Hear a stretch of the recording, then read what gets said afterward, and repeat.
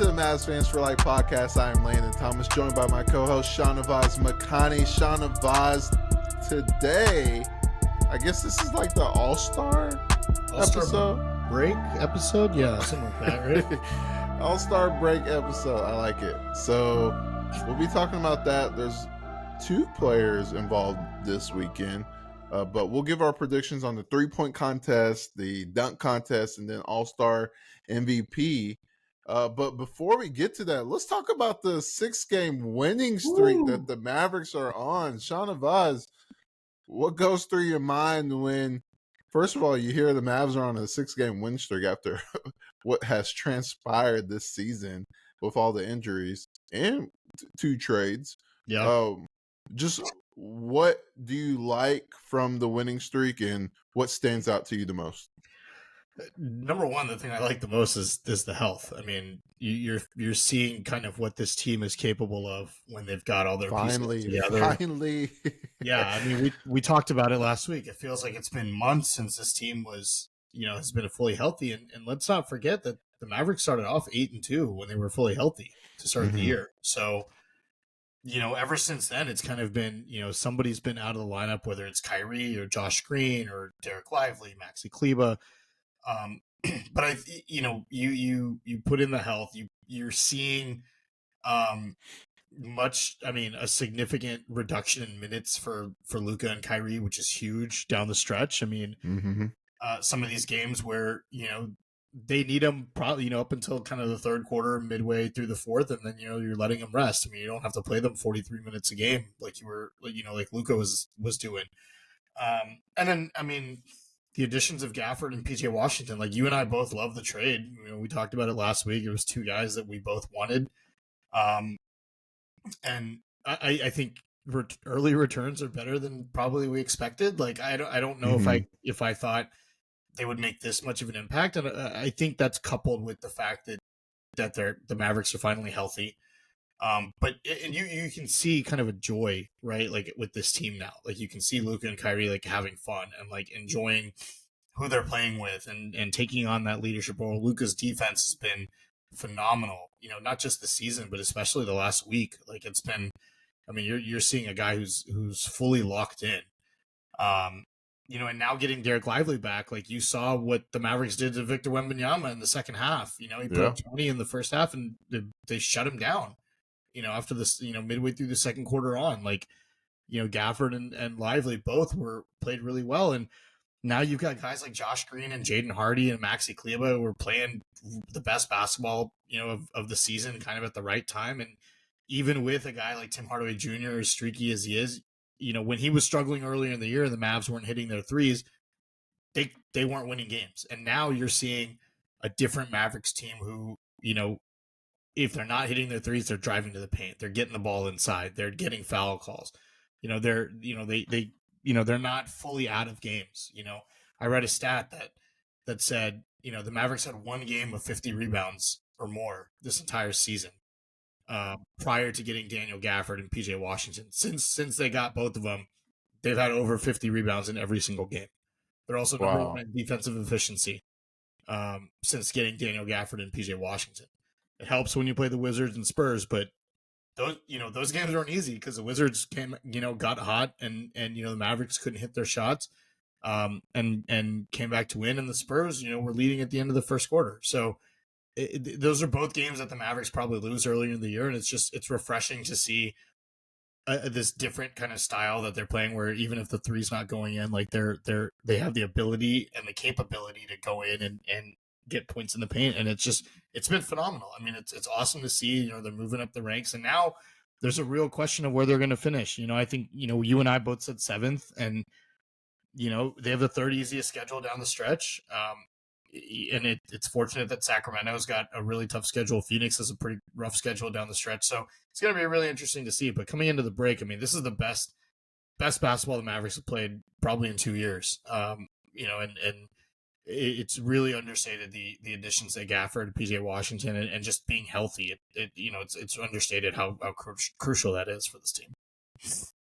Yeah, I mean, let me just start with PJ Washington. It's been remarkable to see. And the reason I say that is because he still hasn't found his rhythm on offense. And Yeah. he's impacting the game. He is literally impacting the game from Jalen Williams with the Thunder, from Kyle Kuzma with the Wizards, and then Wimby in the second half. You know, PJ Washington is looking like a stud out there on Mhm. defense. Like he is literally everything that you could hope for and wish for in a lockdown defender. I know it's only 3 games with the players he's guarding. I mean, those are very high quality players, and he's doing a great job. And I asked Kyrie about it because Kyrie, he even mentioned like when shots aren't falling, PJ is still committing Yeah. himself to the defensive end. Like, hey, I'm still, pushing myself and holding myself accountable to play well on defense. And that's what I love to see because, shots aren't always going to fall. Even as we know, we think, he's going to pick it up here soon offensively. But still, in the playoffs or down the stretch in the season where, you're having these games where every single game matters, especially the next game that they play against the Suns, where you get a chance to own the tiebreaker against that team. And you also get to move up to the 6 if you win that game, Yep. and then you stay at 7 and you move down even more because you're playing the Suns, and you lose that tiebreaker if you lose. So just seeing him be able to adapt as quickly as possible on the defensive end is outstanding. Everything I wanted the Mavericks to do with him, it's worked out. Now, when he finds his rhythm offensively, and he's had flashes, but like shooting the ball specifically beyond the arc, it's going to be even more fun to watch. But uh, Gafford, I mean, he's been amazing to see. He Yeah. actually Really gives have. the Mavs another big. I mean, you really, now that what you just said, I mean, Lively coming back, it's really fun to see where they have so many options. And Kleba was out. So if you have all 4 of those guys, I mean, Washington, Lively, Kleba, Gafford, as your 4 or 5, that's very good, Yeah. especially compared to the last season. I Yeah. mean, Kid And has so many options. Maxi now doesn't have to play like at the 5 anymore, right? Like you can easily Yeah. just put him at the 4 and let any one of those, like PJ, I'm fine as like a small ball 5, especially defensively Yeah. against. It depends on matchups. Yeah, like you can easily bring in Kleba as a 4, and you don't have to mismatch him, outside as a 5, and that gives you more rebounding also with PJ at the 5. And it's just, I mean, you said it, like it's very easy, and I think we see it a lot in the NBA where if shots aren't falling, like the rest of the game, for a player kind of sags off. We've seen it. We've seen it with the Mavs, right? We've seen it with Luka. Like when his shots not falling, the effort level goes down, and the complaining goes up, and we see it all across the league. But Yeah. to for PJ Washington to not have your shot be falling this last week since he's been in Dallas, but be as attentive as he has been on the defensive end has just been, I mean, because we weren't getting that before. Like, you were seeing a lot of hesitation from Grant Williams, and it's no knock on Grant. Like he's seems to be playing well in Charlotte, so props to him. But PJ's like one of those guys where I think he just understands like it'll come, the shot's gonna come when it comes. And playing with guys Yeah. like Luka and Kyrie, you're gonna get set up. Like you're gonna have your opportunities to be able to to make buckets. So you just kind of have to sit and wait, keep practicing, but do everything else hard. And it seems like the entire team is feeding off of it. You're seeing a much better defensive effort by this team. You're seeing, I feel like everyone just playing, more freely and more joyfully. Like it just seems like everyone loves playing with each other. Like there's no drama. There's nothing, whatever was going on behind the scenes with Because they're Grant. winning. Yeah, and the winning helps, right? And it's like Yeah. it's at the perfect time. And Kyrie's just been unbelievable. I mean, Yeah. I think I tweeted out yesterday 27, 6, and 6 in 15 games since he came back from injury. I mean, that's all-star level. That's Yeah. that's I thought it was typical, 29, or 6. 29, 29 something. Yeah. Yeah. But it's typical Kyrie Irving basketball, but we forget how great of a player he is because of, the injuries he suffered. And you're really starting to see it feels like every week we say the same thing about you're starting to see Luka and Kyrie play together a lot better, and it's progressively getting better and better and better. And that's, if I'm the rest of the NBA, that's a terrifying thing to know that you've got two guys at any point who can give you 30 to 40 to 50. Yeah. Especially come playoff time. Yeah, and another thing to highlight from this win streak is Jaden Hardy. I mean, he's really stepped up, not just efficiently, but also defensively. Yeah. He's really taken a toll on himself and holding himself accountable. Because a few weeks ago or a month or two ago, I asked Jason Kidd, "What's the next step for Hardy?" And he said consistency. And the past few weeks, you're seeing consistency from him, and it's in a limited fashion where it's only like 12 minutes a game when they're healthy, but that's all you need. I mean, really, you really need someone to give Luka and Kyrie a rest and just perform efficiently in the minutes that you have. I mean, it's going to be interesting when Exum comes back, how he plays into this fold, because Josh Green and Jaden Hardy are playing really well, and there's not a lot of minutes when this team is healthy. You see Derek Jones Jr.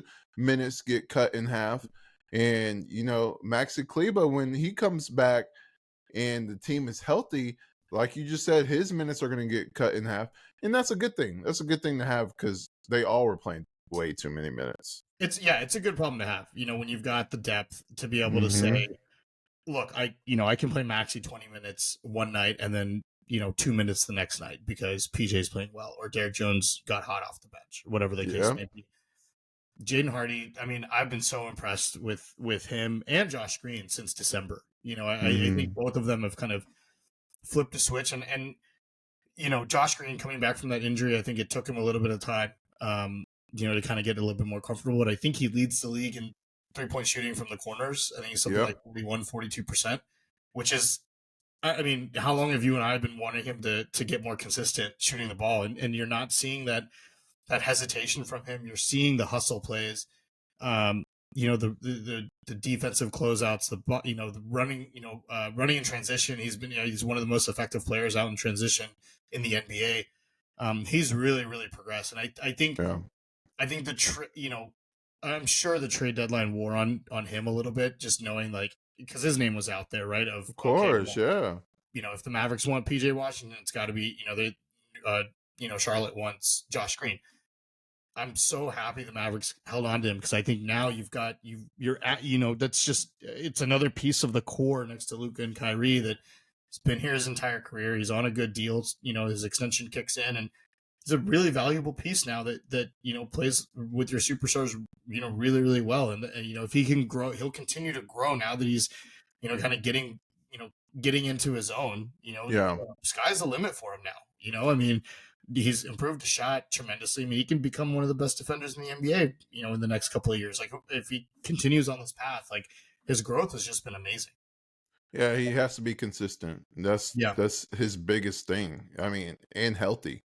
Those are the two with him. Him and Jaden Hardy and these guys that they just have to be consistent. Hardaway. Those three guys have to be consistent, especially if they're going to play prominent roles down the stretch where the Mavs are trying to reach up the standings as much as they can, and they really need to, because the West is tough. So you need to win as much as you can down the stretch. And it's so muddy too. It's so muddy in the Western Conference. There's the top four, and then right after that, it's a crapshoot with the next 4 or 5 teams. So, I mean, honestly, when you look at it, I mean, the Thunder only have like 5 games above the Mavs, 5 more wins. I mean, you could possibly make a run as high as you want to. So it's not really the top 4, next 4. It's really win as many games as you can and see where you end up, because not only do the Mavs have a better chance of winning the higher they go, they also have a better chance of winning at home. And Luka Doncic has a better chance at MVP if the Mavs keep winning. I want to see that. And because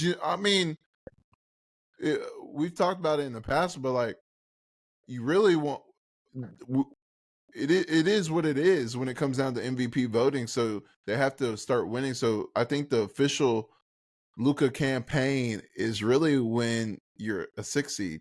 So Yeah. like that's when it officially starts, when you can start pushing MVP. And the way they're looking, like you said, now that they're relatively healthy and they get a break, so they don't play until next Thursday. Hopefully, they have a full roster playing that game because they're going to need it against the Suns. Yeah, and I think if the Mavericks can get a 6 seed, like you said, you'll start to see, um, that Luca, that MVP ladder, it's going to start changing a little bit, especially if the Mavericks Yeah, keep winning. I know they've done it it's against. already changing. Yeah, I know that, He and I went know from they've done six it to against four.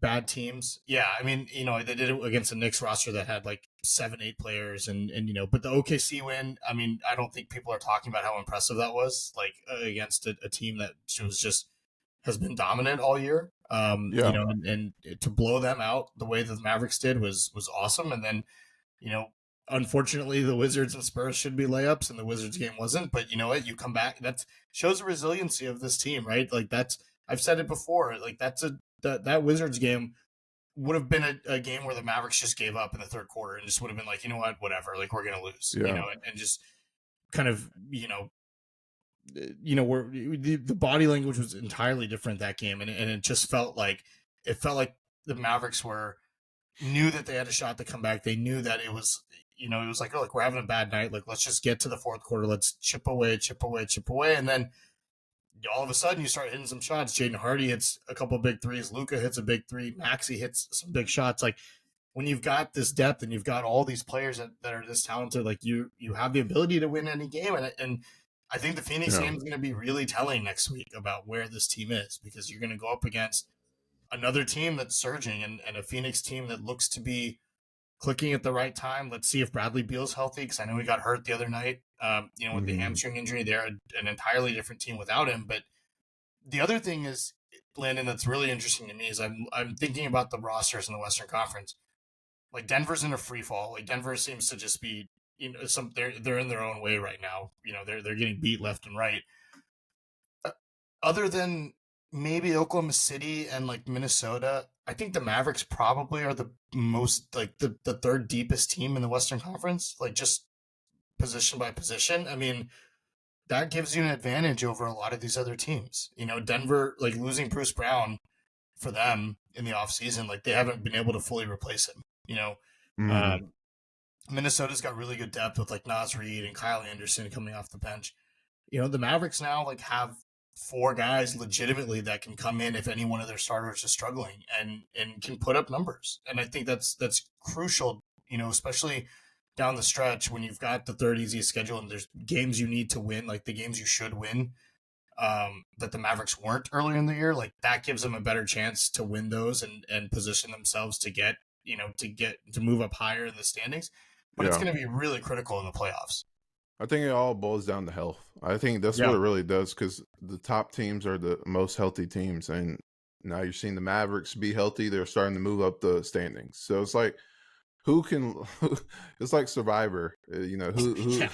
who will be the last team The Mavs had standing? enough bad injury luck this year, so let's keep the bad injury juju away Yeah. from this team now. Well, I think now that you see two trades that they made, I mean, cross fingers, you hopefully don't see that many trades, because not a lot of these players are playing overextended minutes. Yeah, So that's that's also true. that's another thing. I mean, you just mentioned Luca and Kyrie, but I mentioned Derek Jones Jr. and Maxi, and then THJ won't get as many minutes. Like 30 everybody's minutes is games. going down. So it's going to Yeah. be interesting to see. And I honestly take the Wizards win as a great win, because the Wizards, they have nothing to play for, and Mhm. they're just going out and hooping to the best that they can, especially Denny. And you saw the same thing with the Pelicans. They were beating the Pelicans until the final 5 minutes or so, um, a couple days ago, the last game, No. because I thought the Pelicans were going to lose that game. I was shocked, just like everyone was with the Mavericks. So it's like we're at a point where every single game it doesn't even matter the quality of the opponent. Like, you just have to get wins, Yep. and that's the thing. Because honestly, the Western Conference is a gauntlet. So every time you play Eastern Conference, you better win those games. Yeah. And the Mavericks have a lot of Eastern Conference teams coming up, but the Suns game is the most important. Like you said, I wonder how that's going to play out, because that is the most important game, if not one of the most important games of the season, because not only the implications that we already talked about, but I'm really looking forward to seeing Washington play against KD, I was just because thinking that. It literally in my head, I was like, I want to see that Washington KD matchup. yeah, because we were starting to see, obviously, Washington's a guy. Obviously, the shot will come, but like, when you watch the games, you see the impact. You can't look at the box score, like, Right. or unless you look at the plus minus, because he's always at the top. But like, he really impacts the game. So like Josh Green, you just mentioned Josh Green. I want to see how he plays on Booker, and then I want to see how Washington plays on KD.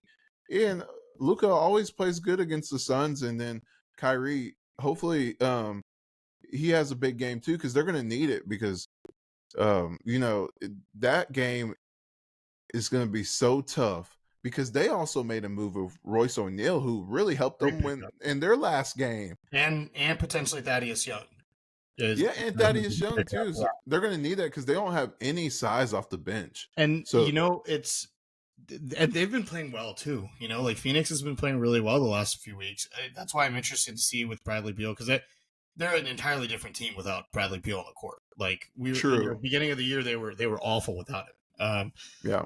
I know he hurt his hamstring a couple nights ago, so it's going to be interesting to see. But Washington on Durant, Green on Booker.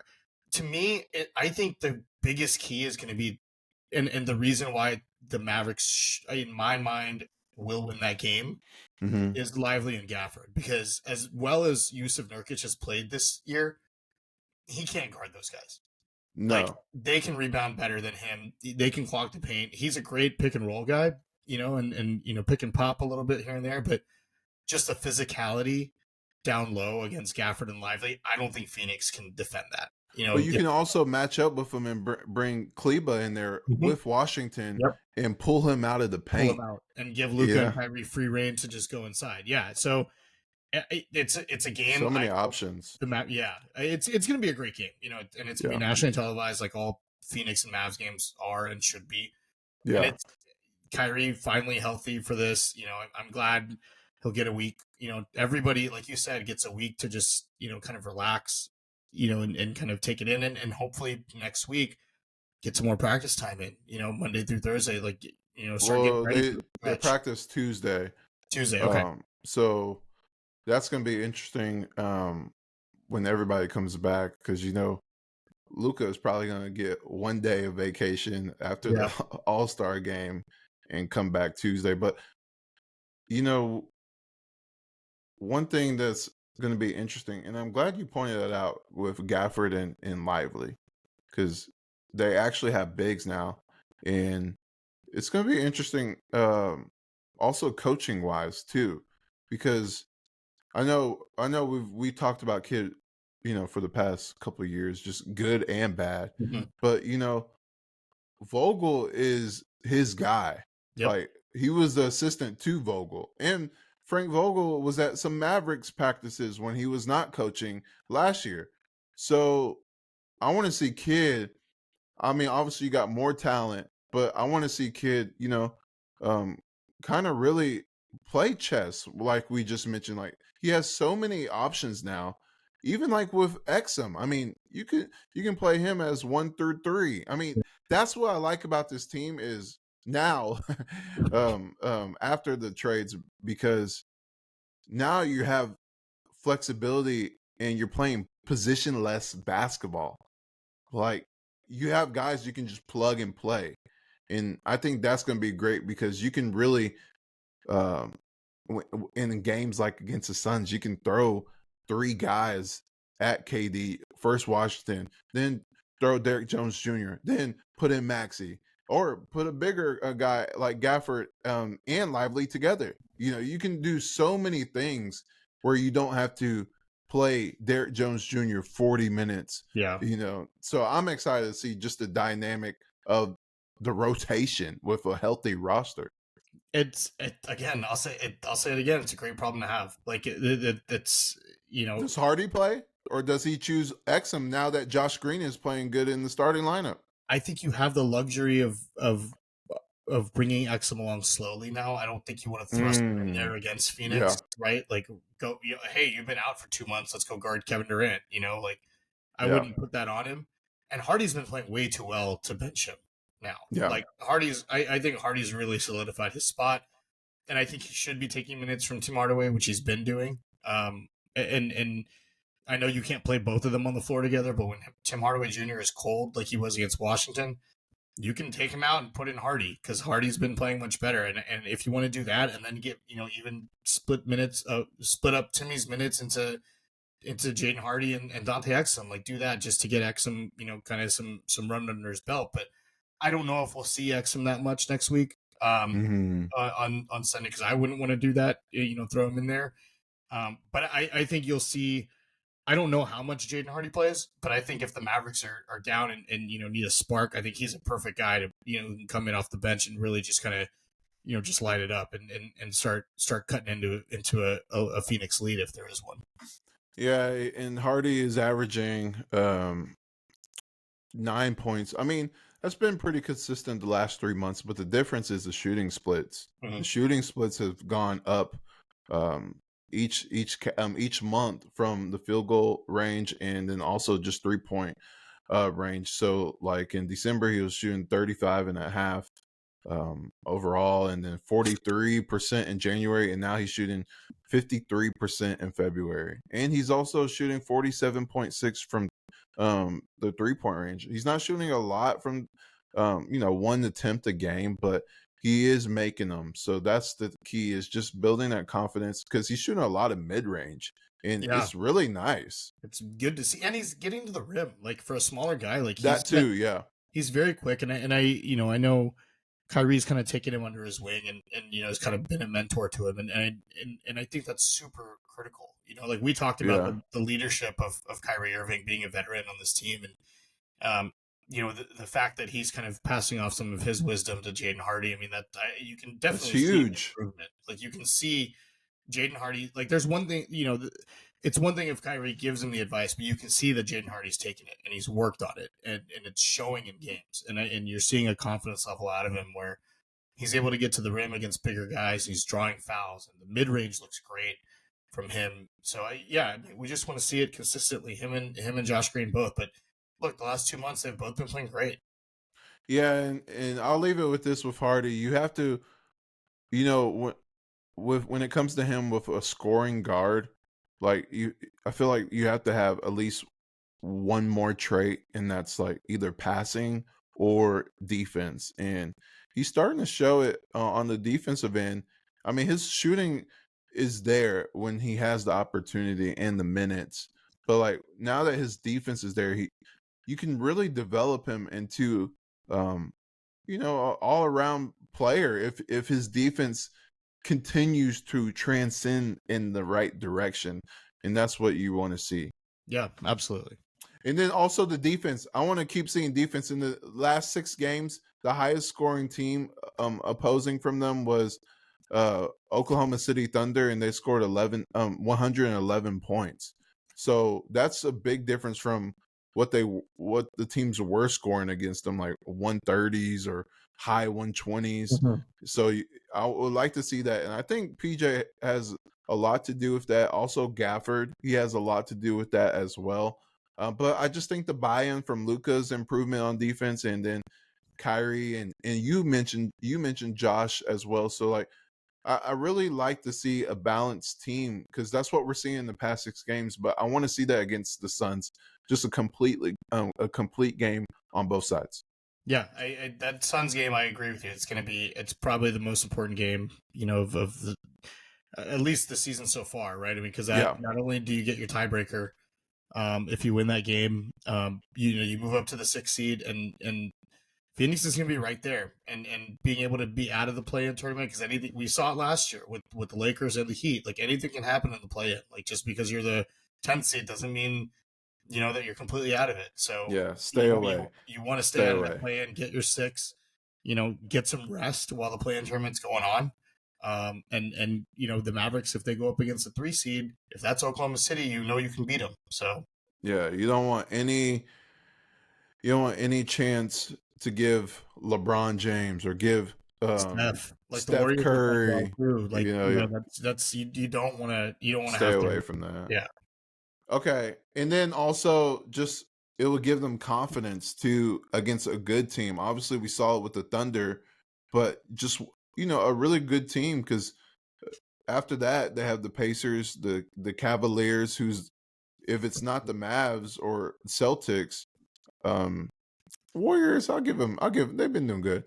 It's the Cavs as the hottest team, because they're playing well, as they're getting healthy and playing well. And then you have the Raptors and the Celtics. Tough, Okay. tough couple games there. That is tough. So, Shahnavaz, it is the All-Star Weekend episode. So, let's do our predictions. Which one do you want to start with? You have the participants. I got it up. You want to talk about the skills challenge? Are you a fan of the skills challenge? Oh, what's your thoughts on the skills challenge? It seems like they change it every year. Like, what is the criteria? They're doing rookies. I don't know. This year they have it as team top picks, so number 1 overall picks, and then team Pacers, and then team All Stars. So it's so random. It's kind of dumb. Yeah, I don't. Okay. They should change it. We can predict them. I mean, yeah, I don't know if they used to do this or if I read that it was an idea, but something of like a current, like let's take the Mavs for instance, right? Like you would take Luka, Michael Finley, and then like somebody like from the Dallas Wings, and like have like a skills contest with that. Like that would be fun to see. Like that. I would watch that. I think they did that one year. Maybe they did. Maybe that's. I think they did that one year. Like that would be really, really cool. Like you have like a current All-Star, a legend, and then somebody from the WNBA. Like that would be cool. But that would be so awesome. I agree with that one. So skills contest, we've got the team top picks. It's Paolo Banchero from the Magic, Anthony Edwards from the Minnesota Timberwolves, and Victor Wembanyama of the San Antonio Spurs. Team Pacers is Tyrese Halliburton, Benedict Mathurin, and my boy, fellow Longhorn, Miles Turner. Oh, okay. And Team All-Stars is Scotty Barnes of the Raptors, Tyrese Maxey of the Sixers, and Trae Young of the Hawks. Ooh. That's funny that Pascal said, nah, man, I didn't make the All-Star game. I'm going on vacation. Yeah, get me out of here.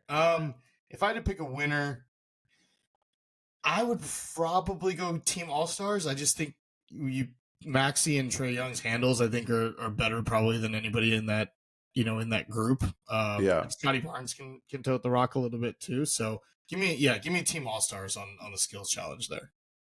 Okay, well, since you're going with them, I will go with the rookies. I just feel like, everyone's talking about Wemby right now. Mm-hmm. And also, I mean, don't get it twisted. You just mentioned 2 All-Stars with him. I mean, that's basically an All-Star team. I mean, Wemby will be there next year. So I'm going to go with them. I feel like the young pups always have something to prove, especially when they're going against an all-star team and the host city team. Yeah. So the whole arena, well, half the arena, because, everyone visits, will be cheering for the Pacers team. Yeah. So I think the rookies will. Okay. All right. Alrighty. Then after that, we've got the... Oh, wait. The top picks. Sorry, not rookies. I keep saying rookies. Yeah. Top picks. So after that, we've got the 2024 Starry 3-point contest. That's what it's called now. Have you drank Starry? I have not. Is it good? I haven't drank it, but when did they switch from Sprite to Starry in this 3-point? Was it? Is it this year? Didn't it used to be? No, I think it was like 2 or 3 years. Okay, yeah, I've never tried it. I never tried. I don't know if it's obviously it's not working if we haven't tried it. Yeah, seriously. I mean, they're paying a lot of dollars. Maybe we should try it. Give it a shot. Yeah, who knows? I wonder if they have it at the restaurant. Probably don't. All right, let's see. So the 3-point contest, we've got from the Milwaukee Bucks, we have both Malik Beasley and Damian Lillard. Okay. From the Utah Jazz, we have Lauri Markkanen. Ooh.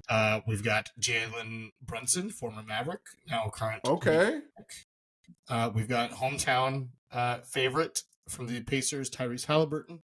Okay. And then from the Cleveland Cavaliers, Donovan Mitchell, Karl-Anthony Towns of the Timberwolves, and Trae Young of the Hawks. Ooh, this is field. tough. It's a good field. This is tough. Yeah, that's a good group. Wait, Curry's not in it? Curry's on it. Curry he's playing Sabrina Ionescu, which is going to be cool. That's going to be fun to see. So we can predict on that one too. I like that.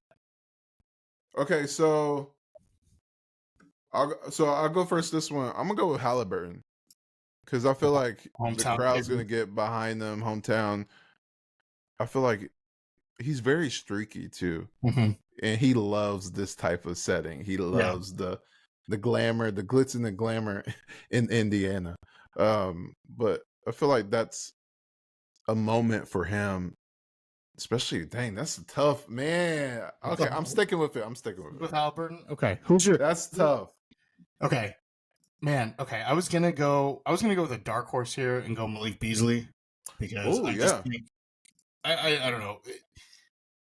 I feel like it's hard as a favorite going in to win that. And we always see somebody, some random person win that. So you know what? I'm gonna go with my boy, Mr. Lauri Markkanen. I'm gonna give it to Lauri. I want to see him win. I want to see him win that. I think it would be pretty cool. Yeah, that was my backup, Lauri. Yeah. But he's a good shooter, man. He is, and I feel like he would show up in those type of settings. But I think Brunson is a dark horse. I mean, not really when you look at his 3-point percentage. He should be a favorite, but I just feel like he has something to prove this weekend. That he didn't get the All-Star spot. Yeah, that's true. Especially if he goes after Lillard or just somebody that'll give him a little more motivation. What about the self-proclaimed greatest shooting big man of all time? Okay, in Towns. I mean, Cat could do. I feel like Cat's hit or miss. Mm-hmm. I feel like he would either get first place or last. It's like no in between. Yeah, I mean, what do you think? How do you think he's gonna do? I think he'll be kind of in the middle. Like I don't. Okay. I think in all honesty, I think Dame's gonna probably. See, I love Dame, so I don't know who would finish last. I feel like Malik Beasley could win the whole thing or finish last. Group. It's a tough. I mean, group. we haven't even said Donovan. I mean, yeah, he could win it. Donovan Mitchell, he's a streaky guy. He could win it. Yeah, I know one thing for sure. Trae Young's not going to win. Trae Young. I'll say that. You don't think so? I'll be Trae Young. He has a lot to prove, though. He didn't even make. He's an alternate. Yeah, like that's a lot to prove. I don't know. With the skills, he's going to win your. You said he's going to win the skills. Yeah. See, okay. Then the 3-point.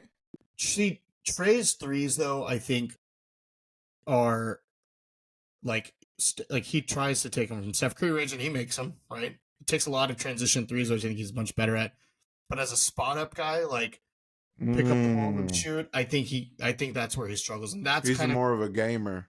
Yeah, so I'm thinking like spot up shooting. That's why I said Malik Beasley. Like it's probably Beasley. Yeah, spot up shooter in Milwaukee, like that guy. And even when he was in, with the Lakers, like dude's a clutch, spot up guy. So that's kind of it's hard to get a rhythm, like when you're just picking up a ball and shooting it as opposed to catching it off a pass or running in transition. So I think spot up shooters have generally have a better advantage in a contest like that.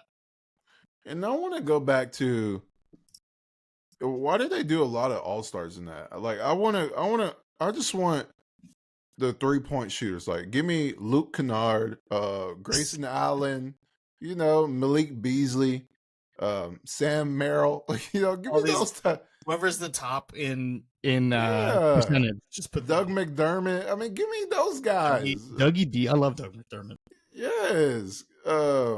Mike Conley. Just give me that would be fun.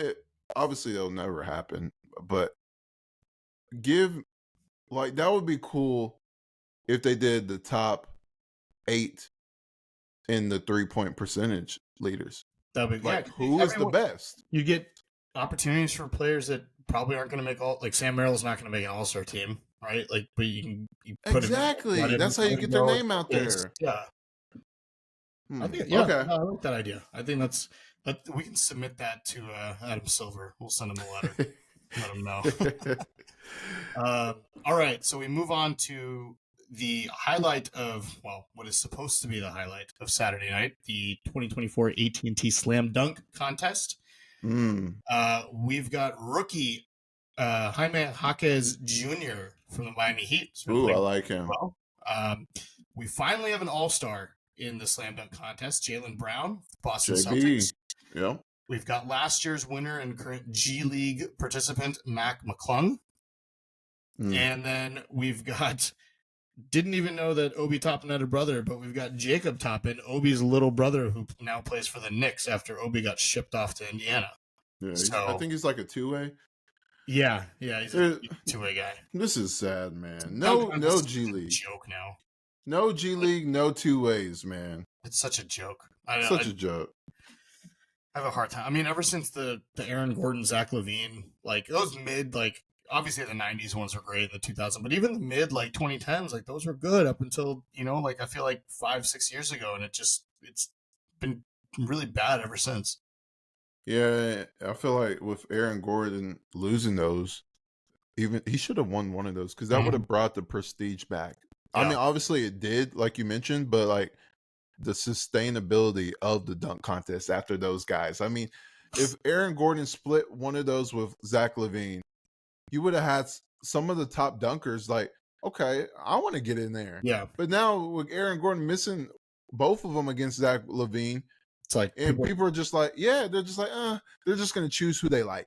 Yeah. Even though LaVine was worthy, but like, I think Aaron Gordon should have won one of those. Yeah. I mean, he could have won both, but that's why I feel like it should be no G League, no the NBA, no two ways. Like, at least give me role player or starter or even a end of the bench guy, as long as they're in the league. Like Dennis Smith Jr., like, why is he not trying to do the dunk contest anymore? Yeah. Like, right? Like, and didn't we have like the last 2 years, like somebody's gotten zero, right? It's just been bad. You can't miss. That's the problem. You used to could go all day. Remember, what was his name? Birdman. Like you could go all day missing as long as you got one of those dunks. But now it's like so much pressure is on each dunk. Yeah, they've ruined it. If I had to pick a winner, I'm not really excited about him. I'll just stick with Matt McClung, I guess. Like I don't watch him play. I mean, I've obviously heard of him. I watched the dunk contest last year. I wasn't too impressed by anything, but I guess I'll just give it to him again. Like I don't think I've ever seen Jaime Jaquez dunk in an NBA game, so I don't know why he's in the dunk contest. UCLA he did. UCLA did, but I haven't seen any. I watched just a hooper. Celtics game last week. I didn't see him dunk once, so I'm like, all right. But I give him props though. I mean, he's trying. He might win it. You never know. Yeah, who knows? I mean, I'm sure Jaylen Brown will be okay. Like, and I don't know anything about Jacob Toppin. If he's like his brother, then sure, I'm sure he has a chance. His brother can definitely dunk well, but I'll just give it to McClung. Yeah, I'll give it to Jaylen Brown just to bring the bring that aura of the dunk contest back.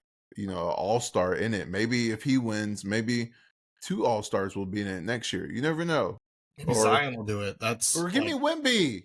Yeah. Like, Wemby was you're 7'4". Give us something. I mean, I think he did through the legs in warmups like it was nothing. Like it was literally like a layup. It'd be like, I mean, if we could just get a Zion, a Wemby, Ja Morant, I think we're past the part, past LeBron ever doing it. It's kind of what people wanted for 20 years, but we need to get some All-Stars in there. Hopefully, you're right. Hopefully this Jaylen Brown thing, kind of picks that up. Yeah, because what if McClung or Toppin win it, and then it's just like, okay, this doesn't matter anymore. All right, and then we move on, Landon, finally to the actual NBA All-Star Game. We are back to West versus East. No more NBA draft. Just a reminder, Western Conference, your starters, of course, Luka Doncic, Kevin Durant, Shea, LeBron, and Nikola Jokic. And your reserves, Devin Booker, Steph Curry, Anthony Davis, Anthony Edwards, Paul George, Kawhi, and Karl Anthony Towns. And for the East, your starters are Giannis, Halliburton, Dame, Tatum, and I don't know who they announced as a starter yet over Embiid. Did they?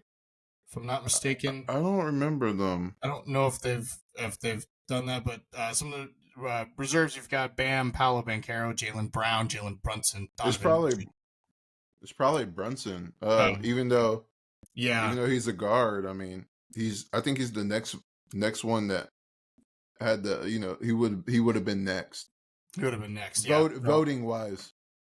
Yeah, it looks like it's so the replacements for Joel Embiid and Julius Randle are Trae Young and Scotty Barnes. Yeah. Are going to be your other Eastern Conference All-Stars. So Landon, who you got in the? Wait, you were talking about the lineup or just the replacements? That was just the replacements.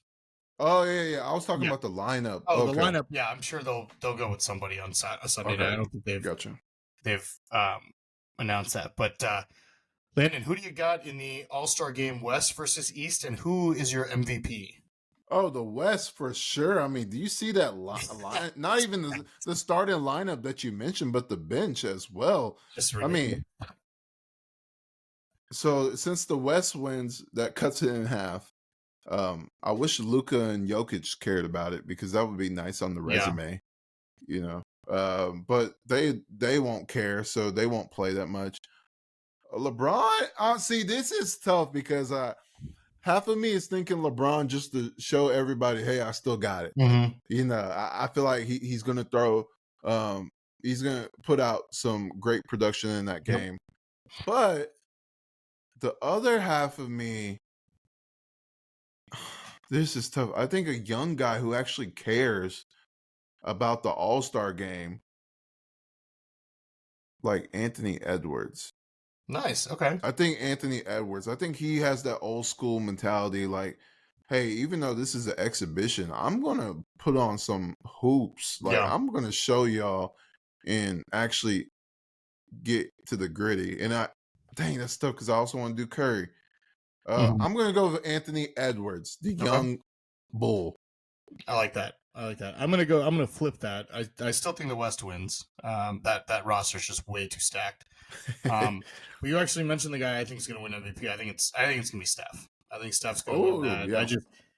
I feel like I just feel just a barrage of threes coming out. I was gonna say KD, but the All-Star game's the All-Star game's all dunks and threes, and so Anthony Edwards is a good pick. If I had to go young guy, I'd probably go Shea just because he's starting, and I feel like he'll probably play the most out of anybody that's in the lineup. But give me Steph. I feel like Steph's going to put on a show. I feel like Shea could get it, but I feel like this style of play is not really his game. Yeah, he gets to the paint a lot and gets free throws. Unless they do a lot of free throws in the game. Place the dunk contest with people playing knockout. How about that? Actually, that'd be kind of fun. 3-point knockout. How about that? Can you imagine Curry in the knockout competition? Everyone would lose. Everyone would lose. Or against KD. That would be fun. Remember they used to do horse? Yeah. Oh yeah, horse was fun. That was fun until they did like the horrible trophy. But, okay, so that's what you got, Curry. I got Curry. Okay. Yeah, and okay, so last word. Who would you choose if the East won? Ooh, give me Tyrese Halliburton. He's at home. Like I love his game. I love the way he plays. I think that if he has a good game, that I would assume they'd give it to him just being in Indiana and everything. So give me Halliburton. Okay, and if the East win, I would choose Tatum. He seems like he rises to the occasion for games that are not in the playoffs. Yeah, that's kind of where I was going to lean. If I hadn't picked Halliburton, but I just feel because it's in Indiana. If he has a good game, I think they'll give it his way. Okay, you heard it here, folks. Our predictions. Next week we'll see how great our predictions are. I'm sure Shahnavaz will beat me because I always feel like I lose on predictions. But Thanks for tuning in. Make sure y'all like and subscribe and continue the support for the Mavs Fans for Life podcast.